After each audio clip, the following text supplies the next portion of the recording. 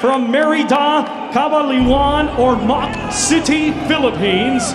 Ladies and gentlemen, please welcome Janriel Cuadro-Alas Casimero. Pues ahí tienen, John. Introducing first in the red corner wearing the gray and white trunk, representing Osaka, Japan, here is Konosuke Kameda!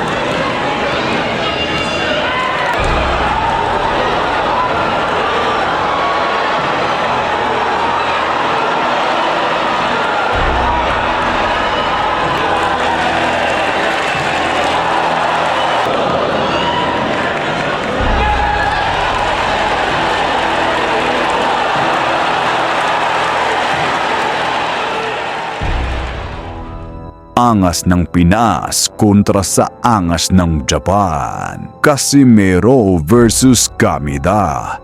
Kasado na nga ang bakbakang Janriel Casimero versus Konosuke Kameda ng bansang Japan. Magaganap ang laban ng dalawa ngayong October 25, nagaganapin sa bansang Kyrgyzstan. Ang laban na to ay magmimistulang comeback fight ni Janriel Casimero matapos ang isang taon nitong pagkakaban dun sa bansang Japan. Maglalaban ang dalawa sa catchweight na 128 pounds sa featherweight division. At noong nakaraan, nagkaharap na nga ang dalawa sa personal. At dito ay makikita natin na malaki ang diferensya ng dalawa pagdating sa tangkad. Kaya naman sa video na ito ay pag-uusapan natin ang magiging laban ng dalawa. Sino nga kaya sa kanila ang mananalo sa laban? Una ay kilalanin natin itong si Konosuke Kameda, ang makakalaban ng ating bidang si Janriel Casimero. Medyo magaling din ang boksingerong ito at may taglay ding lakas ng kamao. Meron itong record na 15 panalo at siyam sa mga yun ay tinalo niya sa pamamagitan ng knockouts.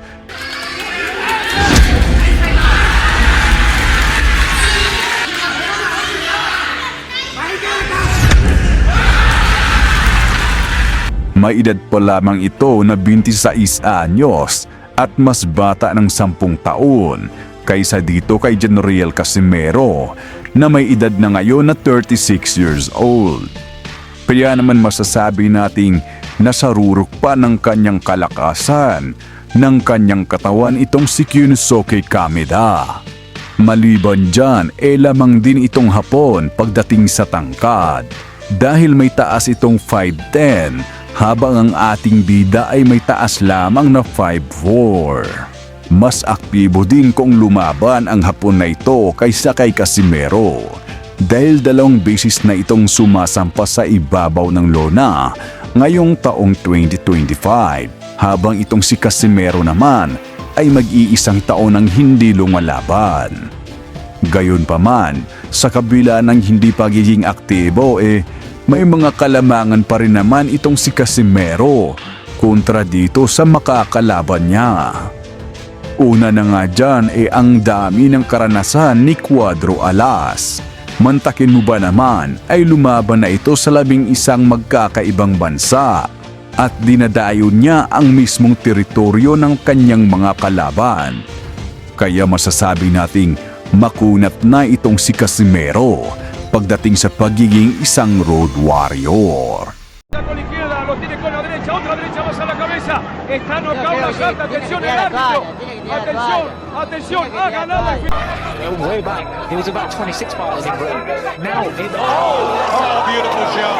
Minute left. he's got a hold. Does he have the experience to hold? Can he recover from that? I don't think so. Steve Gray holds it. It is. Yeah. We fights loose. Oh! No! He hold on, and it won't be denied. And a good body shot. He's down again. Woo-hoo-hoo-hoo! Lamang din itong si Cuadro Alas pagdating sa quality ng kanyang mga kalaban dahil marami na rin itong tinalo na mga world champions. Patunay dyan ang kanyang pagiging 3-division world champion.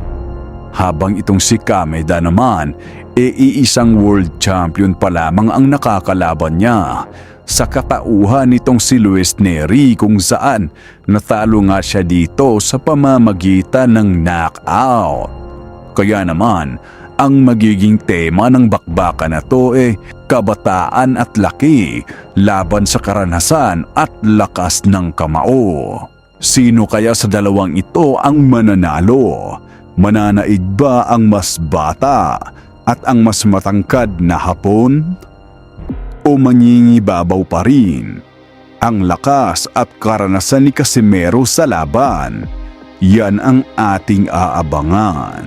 At upang mas mahimay pa natin ang kalalabasan ng kanilang bakbakan, narito at balikan muna natin ang huling mga laban ng dalawa sa ibabaw ng lona. Pero bago yan, paki-like mo muna itong ating video at mag-subscribe ka na rin sa ating YouTube channel. Maraming salamat mga sir!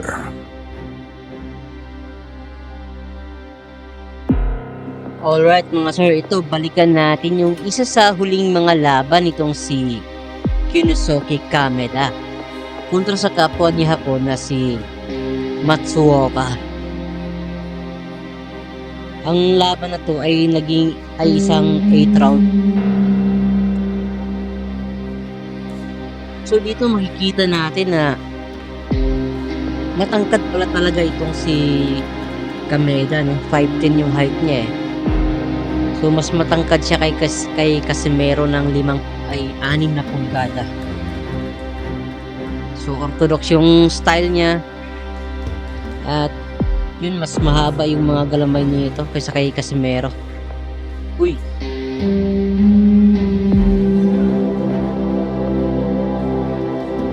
Maganda yung galawan nitong si Kameda, no?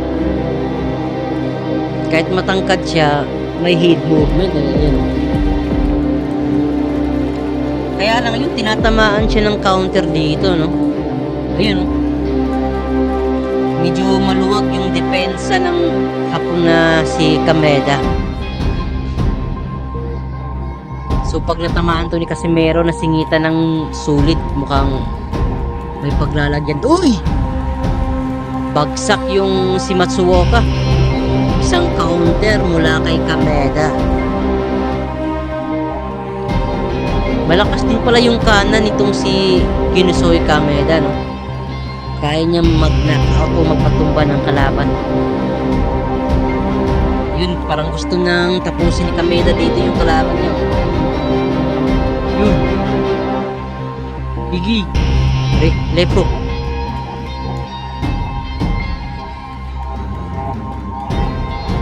So, parang nanggigigil dito si Kameda. Gusto na niyang tapusin yung kalaban eh. Ayun o.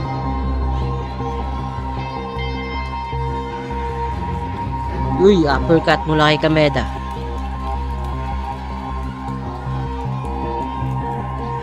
Magkakasunod na combination mula kay Matsuoka. Yun, maganda yung mga uppercut mula kay Kameda dito, men. Pero yun nga, no, yung depensa ng Hapon na ito, si Kameda, bukas na bukas. So pasok yung mga counter na uppercut at hook ni General Casimero dito. So kailangan ang gawin ni Casimero dito, dikitan itong si Kameda. Uy, nakatama ng sulit na kanan si Kameda doon, na groggy na naman si Matsuoka. So yung pamatay na weapon nitong si Kameda yung kanyang kanan.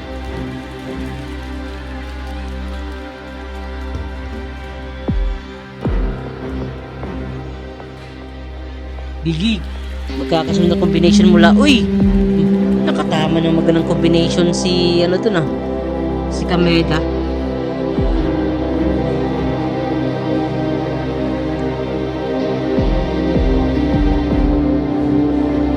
Maganda din yung mga jabs niya kasi mahaba din yung galamay niya eh. So magagamit niya to sa mas maliit na kalaban niyang si General Casimero.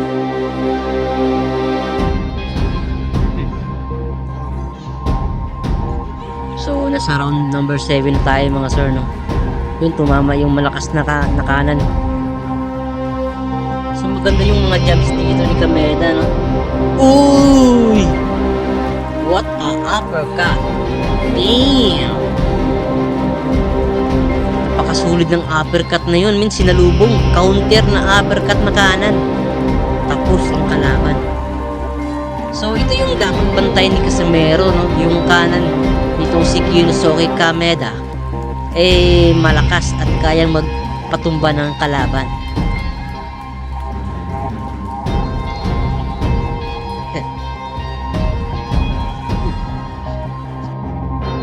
So ito naman balikan din natin yung pinakahuling naging laban ni Cuadro Alas General Casimero doon sa bansang Japan noong nakaraang taon kontra sa Mexicanong si Saul Sanchez.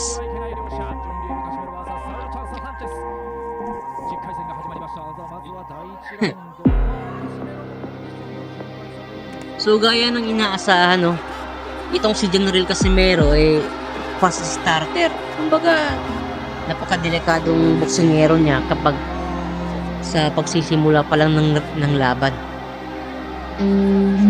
Kaya dito sa round 1 pa lang bumagsak na agad si Sanchez eh. Binigla ni Casimero si Sanchez. So parang hilo pa dito si Sanchez. Yun, magkakasunod na combination mula kay Casimero. Matangkad ditong si Sanchez, no? 5'7" yung height niya ata. So mas matangkad lang dito kundi si Kyunosuke Kameda.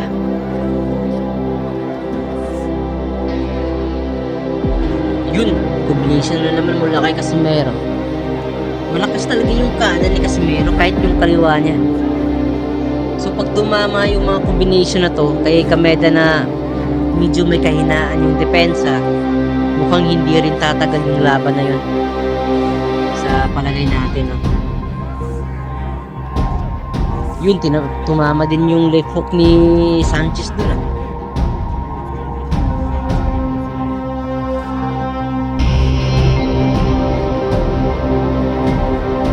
Uy, tumama ng combination si Sanchez dun. Bing! Kaya lang bumawi agad si Casimero. Ang ganda ng combination na yun. Right straight sabay ng kaliwang left hook. Sakto sa mukha nitong si Saul Sanchez. So, groggy na naman dito si Sanchez, no? Kapag talaga na naramdaman na ni Casimero na nasasaktan yung kalaban niya, talagang hindi na niya titigilan no? So ganito ang mangyayari pag yung kalaban niya hindi ganun katibay yung depensa tsaka walang heat movement. Grabing broken itong si Sanchez dito, no? Bigig combination mula kay Casimero. Kanan na naman, ayan, bigig, boom! Sulit na kanan na naman. Tapos ang laban. Damn. So, yun nga, no? Napakadelikadong boksingero ni Casimero kapag sa pagsisimula pa lang ng laban. Kaya dito sa magiging laban niya kay Kyunosuke Kameda, asahan na din natin na maaga ding matatapos yung kanilang bakbakan. Pero kayo ba mga mama't mga sir, anong prediction ninyo sa darating na laban na to?